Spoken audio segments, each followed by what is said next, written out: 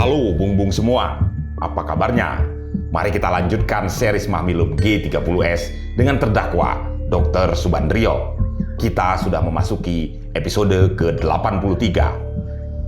Baiklah, sebelum kami lanjutkan, seperti biasa kami tegaskan Testifiles hanya menyajikan dokumen, testimoni, dan hasil penelitian para peneliti dan lembaga. Kami tidak menghadirkan teori atau pendekatan apapun. Sekali lagi, bung-bung juga harus menelaah versi-versi lainnya. Narator hanya membacakannya saja, gaya, intonasi, emosi, aksen, dan logat dari pembacaan ini pastilah tak sama dengan sidang sebenarnya kala itu. Hanya untuk kepentingan memudahkan, membedakan orang yang sedang berbicara. Dokumen persidangan ini kami ambil dari buku series G30S di hadapan Mahmilub Perkara Dr. Subandrio Jilid 2. Melanjutkan kesaksian dari Hartono yang ditugaskan Subandrio memindahkan uang $500.000. Selesai ketua mengadakan pertanyaan-pertanyaan, selanjutnya ketua memberi kesempatan kepada hakim anggota Sugiri Sarjana Hukum untuk mengadakan pertanyaan-pertanyaan. Tanya jawab berlangsung sebagai tertera di bawah ini. Hakim anggota Sugiri Sarjana Hukum kepada saksi Hartono MA. Saudara Hartono, apakah saudara anggota BPI? Kami bukan anggota BPI. Saudara Hartono bukan anggota BPI, disuruh untuk mengurus uang. Sekian besarnya, apa tidak menimbulkan keheranan? Bagi kami selaku sekretaris Dr. Subandrio, jadi kami hanya sebagai sekretaris Menteri Luar Negeri. Menteri Luar Negeri? Ya, dan saudara tadi sudah menjawab, tidak laporan kepada BPI? Tidak. Tadi saudara ketika ditanya oleh ketua, menyatakan uang yang disimpan di Tokyo itu atas nama James Newman. Ya, saya kira menurut berita acara, saudara mempergunakan dua nama, yaitu James Newman dan Robert Newman.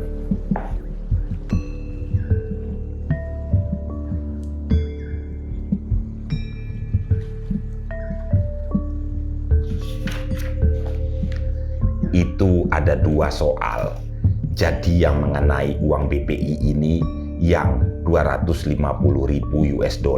ialah James Newman. Yang lain?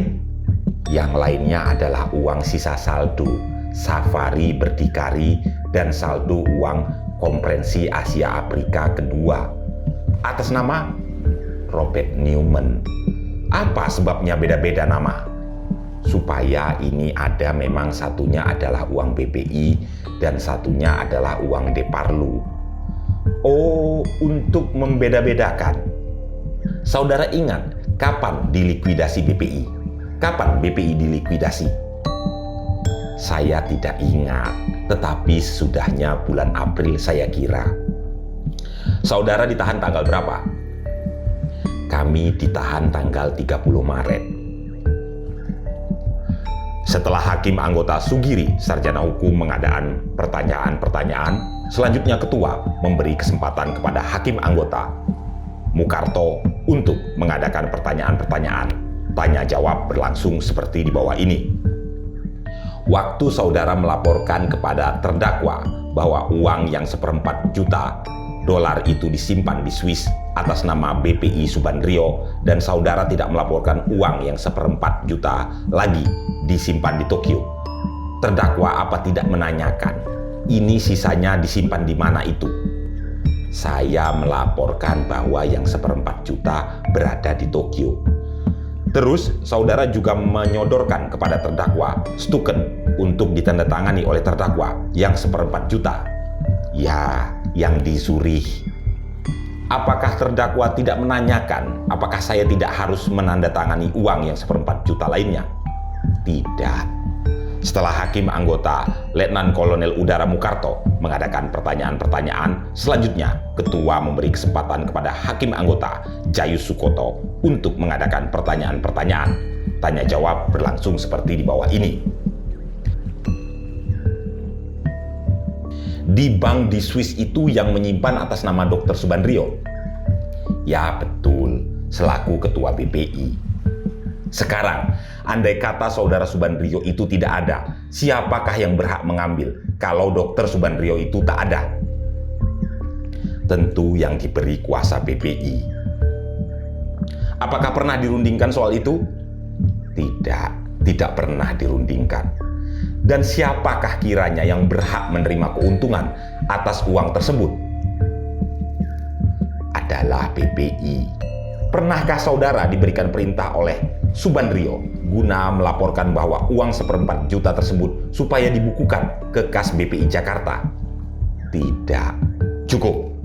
Setelah Hakim Anggota Jayos Sukoto Sarjana Hukum selesai mengadakan pertanyaan-pertanyaan, selanjutnya Ketua memberi kesempatan kepada Hakim Anggota karena di Sarjana Hukum untuk mengadakan pertanyaan-pertanyaan. Tanya jawab berlangsung sebagai berikut. Saudara Hartono, tadi saudara menyatakan bahwa laporan kepada saudara Subandrio sekembalinya saudara dari Tokyo belum dilaporkan secara terperinci. Ya, disebabkan karena belum ada kesempatan pada saudara. Apakah saudara tidak pernah mengusahakan misalnya dengan tertulis atau dengan telepon, tidak pernah mengusahakan dengan cara demikian? Tidak. Saya mengusahakan untuk bertemu, untuk membicarakan persoalan itu, dan tidak mengusahakan untuk secara tertulis atau per telepon. Jangka waktu 1,5 bulan, saya kira sudah cukup lama. Ya, toh kesempatan ini belum juga terbuka karena kesibukan Dr. Subandrio sendiri. Ya, untuk menyingkat waktu dan untuk mempermudah penyampaian laporan ini, saya kira lebih baik kalau laporan diberikan tertulis atau per telepon. Ya, tidak kami laksanakan. Tidak pernah saudara laksanakan. Pada waktu saudara Subandrio menerima laporan yang tidak pernah terperinci tadi, bagaimana kesan saudara terhadap Dr. Subandrio ini? Apakah Dr. Subandrio merasa puas? Betul. Tidak memberikan instruksi lebih lanjut? Tidak memberikan instruksi lebih lanjut. Jadi bagaimana jawaban Dr. Subandrio pada waktu itu? Jawaban Dr. Subandrio hanya ya. Hanya begitu saja. Seingatan saya demikian. Tadi saudara pernah menyinggung masalah safari berdikari. Ya, apa sebenarnya safari berdikari? Itu adalah misi sewaktu Dr. Subandrio dengan delegasinya mengadakan suatu kunjungan ke Timur Tengah dan Afrika sesudah konferensi Aljazair yang kedua. Saudara dapat menjelaskan berapa biaya untuk safari berdikari ini? Kami menerima dari Sekretaris Kabinet Presiden Saudara jamin sebanyak 100.000 US dollar. Apakah habis keseluruhan uang itu? Uang itu tidak habis keseluruhannya. Dan di mana sisanya uang itu? Saldonya seperti mana tadi sudah saya nyatakan ada di Tokyo. Di Tokyo dengan memakai nama Robert Newman. Robert Newman? Ya. Berapa jumlahnya dapat saudara menjelaskan? Masih ingat barangkali? Sebenarnya mengenai pertanggungjawaban safari berdikari ini belum selesai karena dari perwakilan-perwakilan belum seluruhnya berkumpul. Tetapi apa yang masih ada pada saya pada waktu itu sejumlah 35.000 US dollar. Tapi itu belum seluruhnya. Pertanggungjawaban yang belum selesai itu yang nanti saya terima, yang ada pada saya. Kepada siapa sebenarnya pertanggung jawab itu harus diserahkan atau diberikan mengenai penggunaan safari berdikari ini? Kepada saudara Ganis Harsono selaku pembantu 2 Menteri Luar Negeri. Jadi dalam hal ini saudara hanya merupakan pembantu dari saudara Ganis Harsono untuk menyelesaikan pertanggung jawab mengenai penggunaan uang itu. Ya, tadi dikatakan bahwa uang yang disimpan di bank itu atas nama Dubes RI di Bern yang 500.000. Kami sendiri secara jelasnya tidak tahu, tapi yang semula 500.000 US dollar adalah dikirimkan ke Kedutaan Besar RI di Bern. Yang kami tanyakan dalam hal ini, siapa yang berhak menarik selama uang itu masih di Bern pada waktu itu sebelum diambil dan dipindahkan dari bank semula ke bank yang lain? Sebagaimana kebiasaan uang kedutaan besar itu adalah sepanjang pengetahuan saya dengan tanda tangan duta besar dan kepala konselerai. Jadi Dubes sendiri berhak menarik uang itu. Dubes bersama dengan saudara Mirza selaku kepala kanselerai tata usaha. Tata usaha Diben? Ya, Diben. Dalam berita acara antara lain juga terdapat ada beberapa kode yang saudara pergunakan. Misalnya untuk beberapa dompet, ada Miss Middelburg dan Miss Sarinah. Ya, coba ingin kami mendapat penjelasan, uang dompet-dompet apa saja yang disebutkan dengan kode-kode? Itu sebenarnya hanya untuk ingatan kami pribadi. Jadi umpamanya saya katakan Miss Middelburg, waktu itu ialah waktu kami bertugas mengikuti delegasi Dr. Subandrio dan delegasinya pergi ke Middelburg. Lalu kami menerima uang dari Bank Indonesia untuk perongkosan misi tersebut. Maka itu kami menamakan Miss Middelburg sebagai ingatan saya. Jadi ada beberapa jumlah masing-masing dompet, misalnya dalam dompet Miss Madison dan dari mana uang ini diperoleh. Mengenai Miss Madison adalah menurut ingatan kami adalah suatu dompet yang berisi cek sebanyak kalau tidak salah 10.000 US dollar berupa traveler check. Kemudian pada dompet Miss Middelburg perinciannya lupa karena semuanya ada di buku.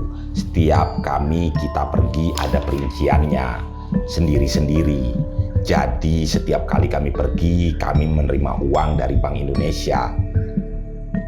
Dari Bank Indonesia, khusus untuk dompet Miss Middelburg ini. Jadi tidak kalau kita pergi ke Middelburg atau kadang-kadang kita misi ke Moskow, ada nama lain. Tiap kali kami mengadakan sesuatu. Jadi bagaimana penggunaan dari antara dompet-dompet ini bisa dipergunakan dalam dompetnya? Itu adalah ingatan kami yang dulu. Kemudian kami jadikan satu semuanya, sehingga tiap kali perjalanan ada saldonya. Berdasarkan saldo itu, kami memerlukan tambahan uang atau tidak untuk perongkosan delegasi yang akan datang. Bila mana kita memerlukan, kemudian kami minta perongkosan dari Bank Indonesia. Dompet-dompet ini selalu di bawah pengawasan saudara. Ya, semuanya. Kepada siapa dompet-dompet ini harus dipertanggungjawabkan dalam hal dipergunakan? Kepada Dr. Subandrio. Langsung kepada Dr. Subandrio sendiri? Ya, tidak kepada Direktorat Keuangan Deparlu. Tidak. Karena ini merupakan dianggap uang pribadi atau pergunaan untuk pribadi Menlu. Maksudnya, Menlu beserta delegasinya. Khusus mengenai uang Miss Madison. Tadi saudara sebutkan bahwa uang ini merupakan cek. Ya, diterima dari salah satu bank di Madison Avenue. Madison Avenue.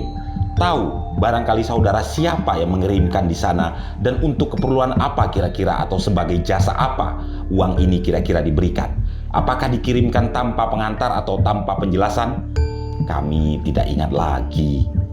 Saudara terima dari Dr. Subandrio atau langsung? Kami menerima dari Dr. Subandrio. Terima dari Dr. Subandrio sendiri? Ya.